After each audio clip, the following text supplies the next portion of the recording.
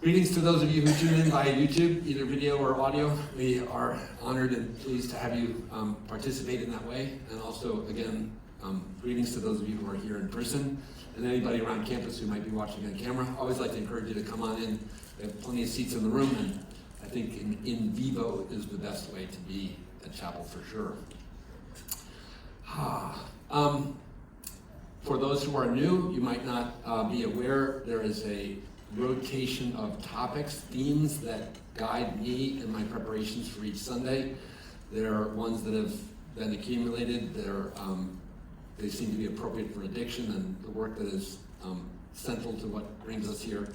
And today's theme is one that I have been challenged by for all the years that I've had the rotation. It is one of my original topics, but I've relabeled it a number of times. And the very first label that it had, I'm returning to in my mind today, because I called this theme love. And you love to hear about love today? Okay. And I think one of the reasons why love became longing and then attachment and then connectedness is that love is a big topic. It is a perennial subject area for music and the arts.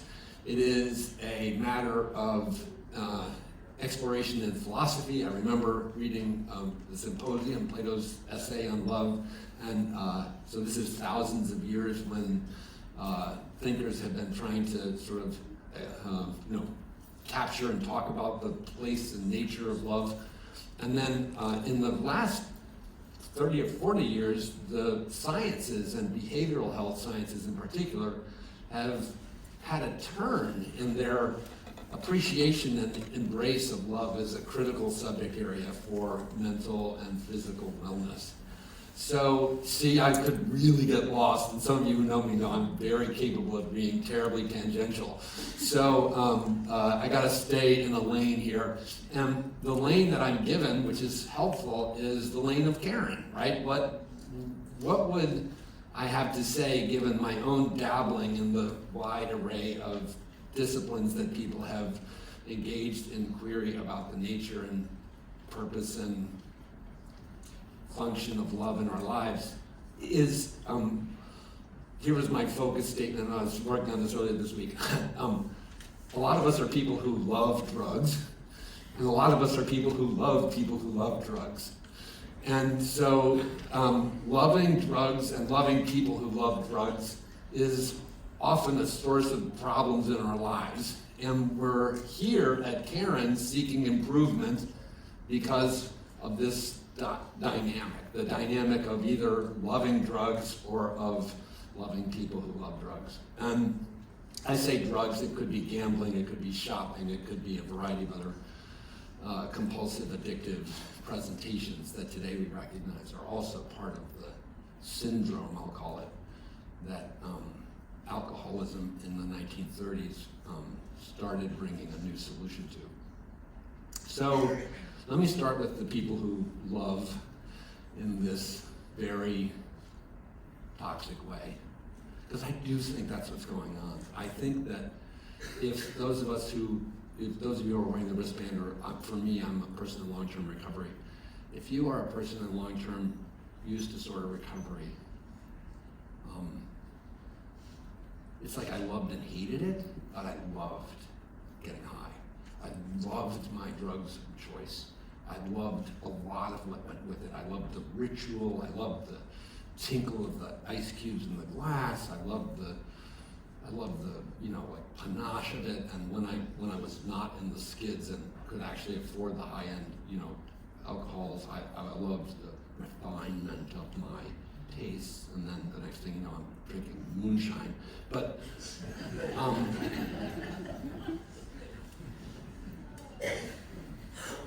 it is a form of that kind of ferocious connectedness that isn't the high love that Plato or others would talk about.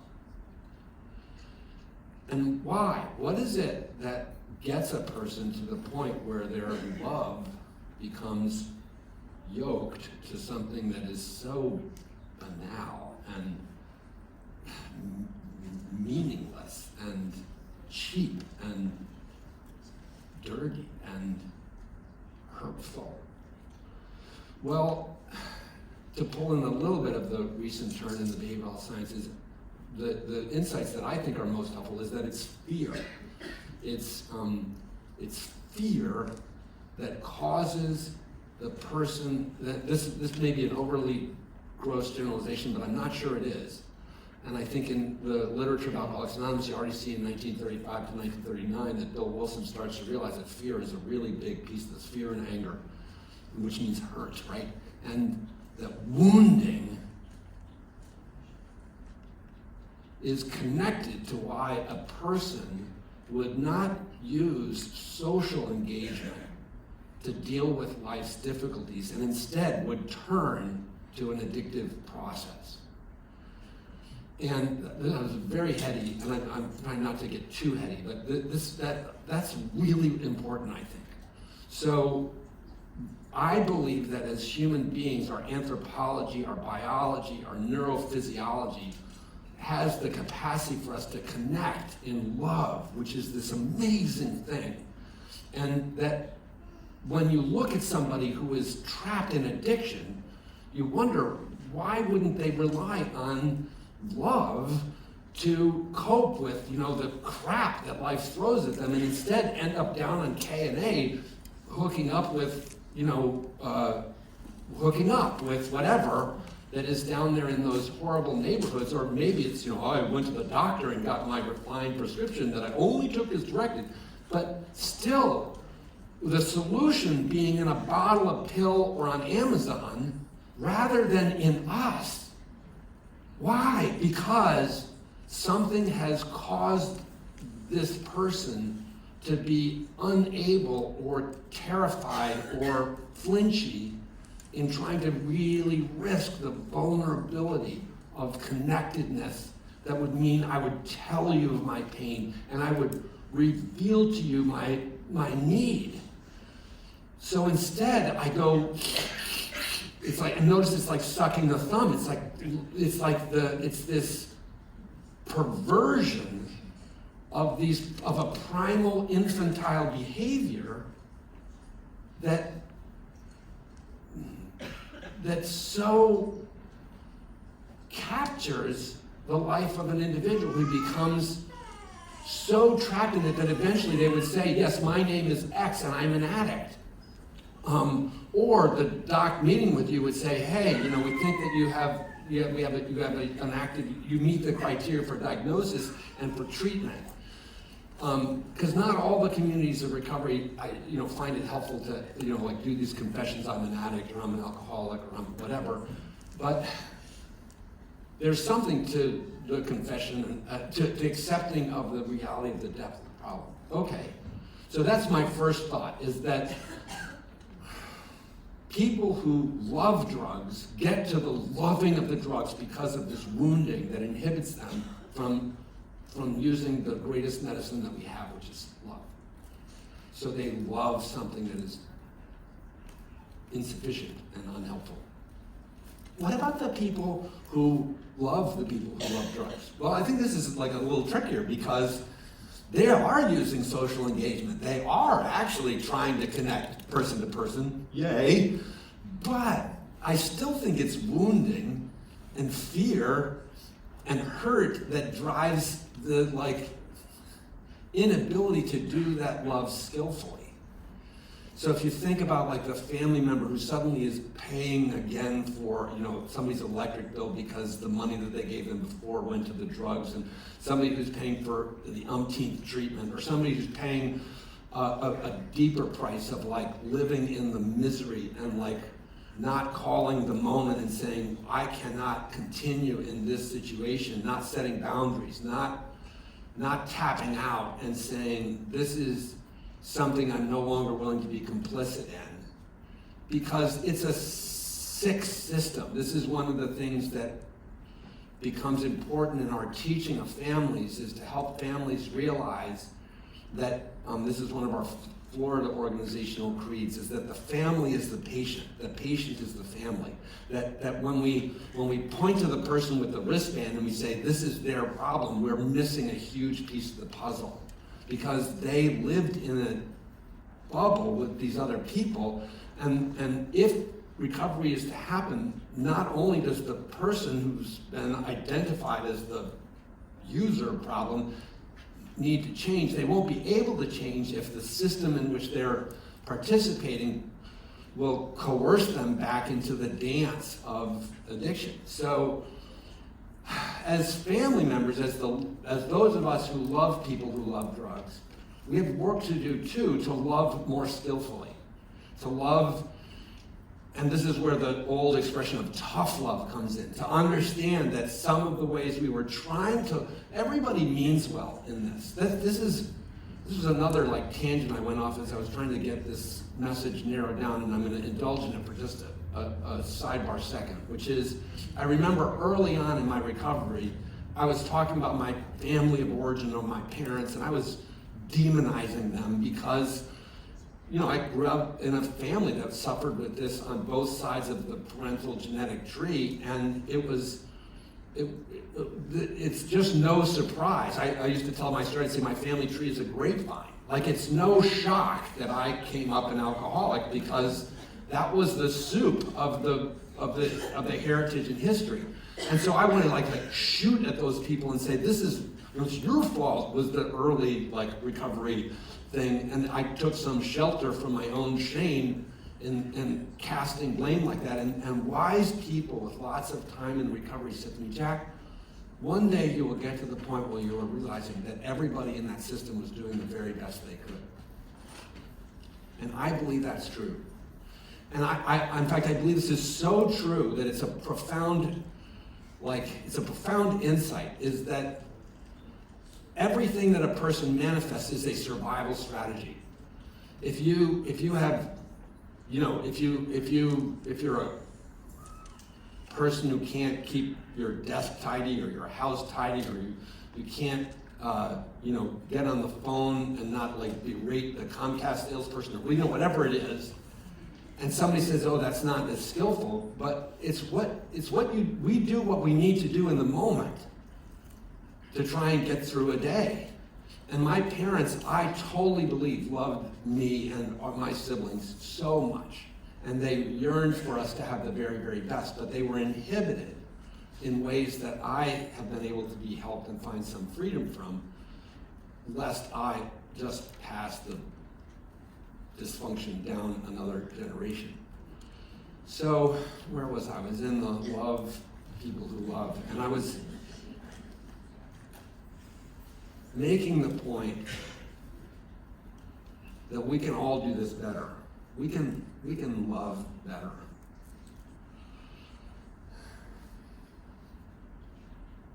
That would mean for the addicted person not loving an inanimate behavior or chemical.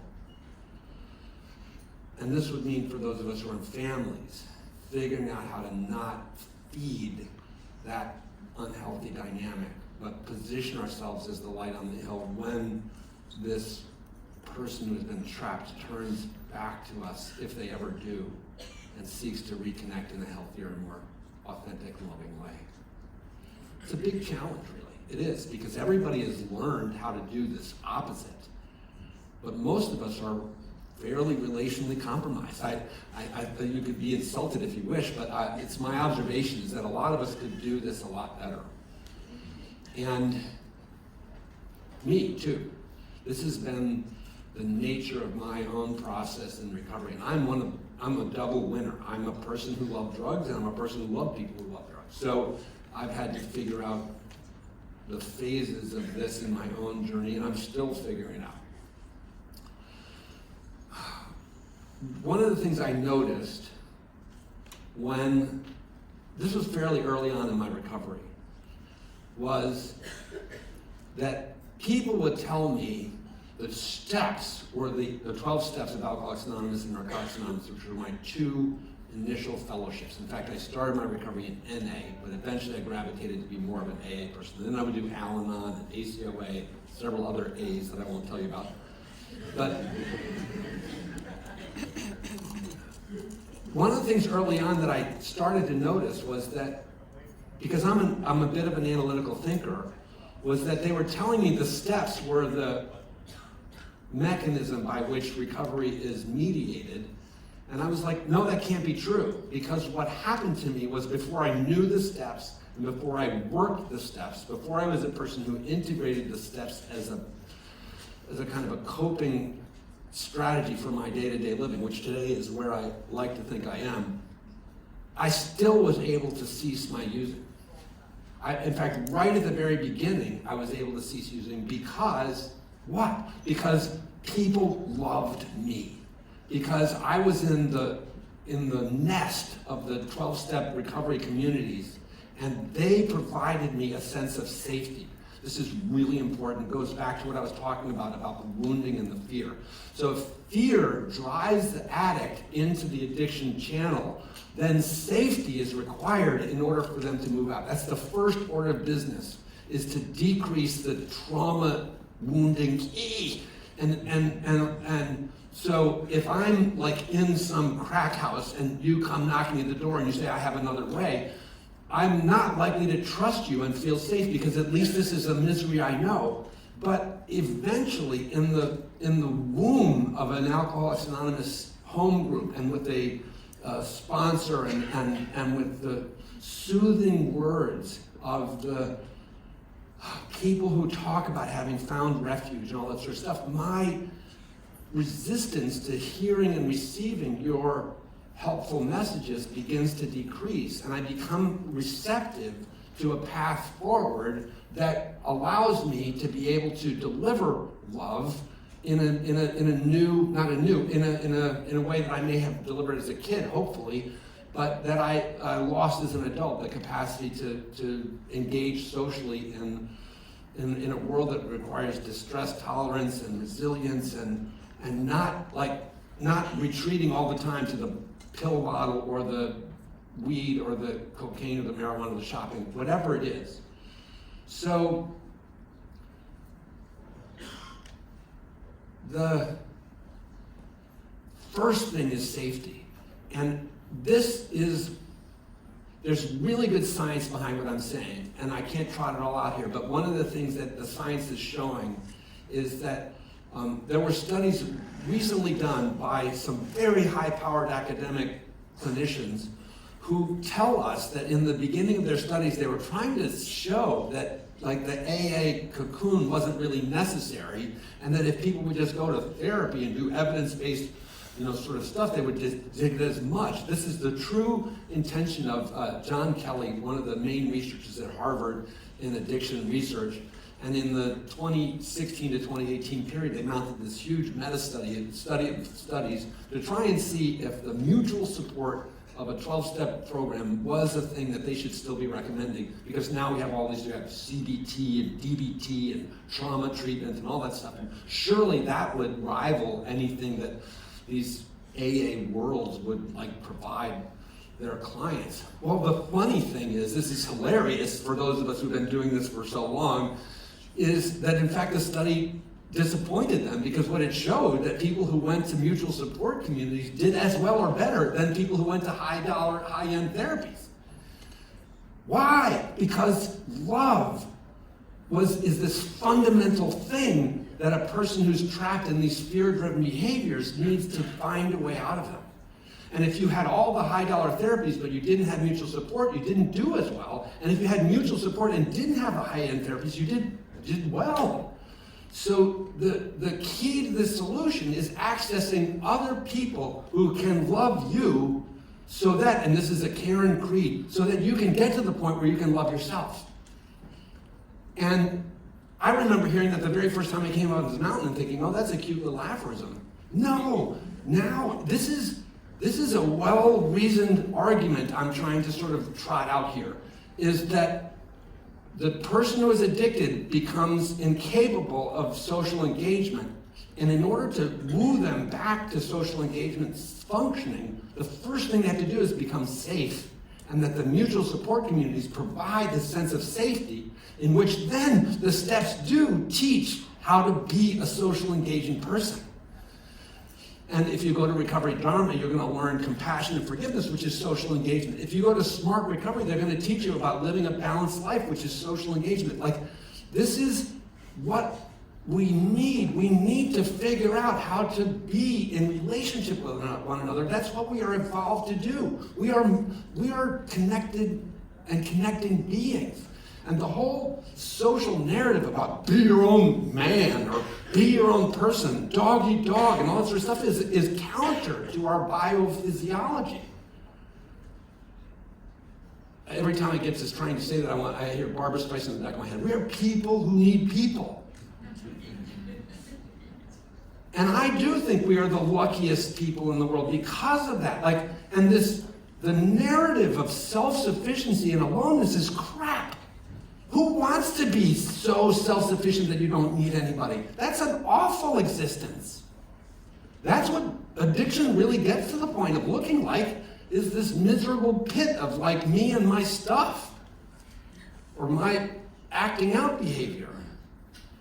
So I think I've done what I wanted to do, and I'm sorry if I'd like, ugh, but I'm not. This is why people call Magic Mountain is because the magic it delivers is the unhooking of people from these miserable love relationships with crap.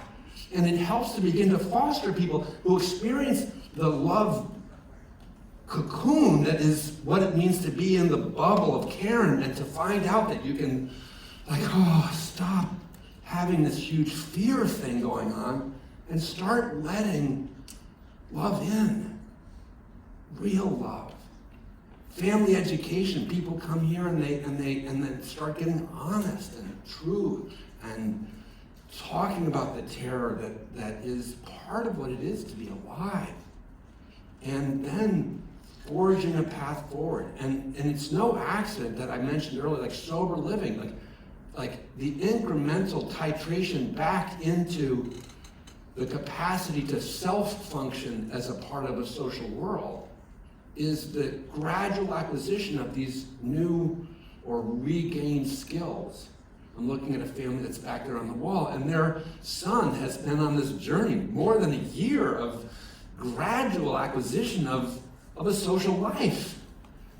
And it's largely working. And interestingly, at like 9 months was like there were like dicey moments. It's not like this is like a quick thing to figure out how to do this. Even if you're not an addict, this is not easy, right? Hence all this art, all this philosophy, all this teaching, because love is not. And we have February 14th coming up, which like makes this like sort of mockery of what love is really. I mean, it's nice to have a holiday about love, but we lie to ourselves as a society about love. Hallmark movies, just stay in a marriage for more than a decade and tell me that like is a fair representation of what you come to know love is really about. So I need to shut up. I